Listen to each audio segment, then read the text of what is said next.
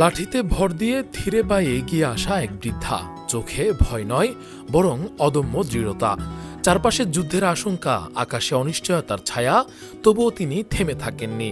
রাজধানী তেহরানের রাস্তায় নেমে আসা হাজারো মানুষের ভিড়ে এই বৃদ্ধাই যেন হয়ে উঠেছেন এক প্রতীক, প্রতিরোধের, সাহসের আর এক জাতির আত্মমর্যাদার। পটভূমিতে রয়েছে তীব্র উত্তেজনা। ডোনাল্ড ট্রাম্পের ইরানের সভ্যতা ধ্বংসের ইঙ্গিতপূর্ণ বক্তব্য ছড়িয়ে পড়তেই বিশ্বজুড়ে শুরু হয় জল্পনা, সম্ভাব্য পারমাণবিক হামলা, বড় ধরনের সামরিক আঘাত কিংবা ভয়াবহ সংঘাতের আশঙ্কা। এমন পরিস্থিতিতে যেখানে সাধারণ মানুষের নিরাপদ আশ্রয়ে ছুটে যাওয়ার কথা, সেখানে সম্পূর্ণ ভিন্ন দৃশ্য দেখা গেল এবার ইরানে।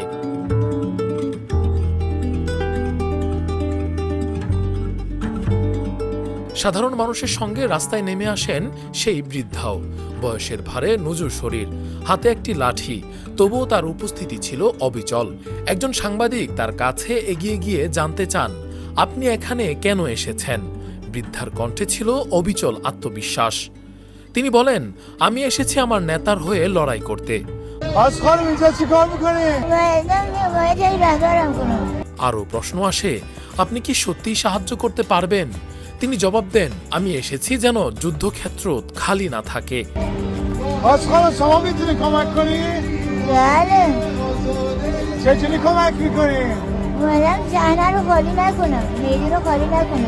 তার কথায় উঠে আসে এক ভিন্ন ধরনের শক্তি, যা অস্ত্রে নয়, মনোবলে গড়া। আমাদের উপস্থিতির প্রভাব আছে, বললেন তিনি। শত্রুরা আমাদের ভয় পায়। সাংবাদিক আবার প্রশ্ন করেন, আপনার মতো একজন দুর্বল মানুষকে কেন ভয় পাবে শত্রু? এইবার তিনি নিজের মুঠি শক্ত করে ধরে বলেন, আমার শক্তি নেই, কিন্তু আমার এই মুঠি আমার প্রতিরোধ। আমি এই মুঠি দিয়েই লড়াই করে যাব। তার এই কথাগুলো যেন মুহূর্তেই ছড়িয়ে পড়ে চারদিকে, একটি জাতির প্রতিচ্ছবি হয়ে।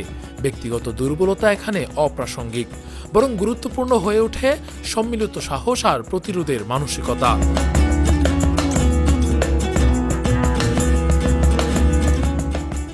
একটি জাতি যারা মৃত্যুকেও শিক্ষা দেয় কিভাবে অমর হতে হয়। তাদের ইতিহাস, তাদের বিশ্বাস, তাদের অস্তিত্ব এত সহজে মুছে ফেলা যাবে না।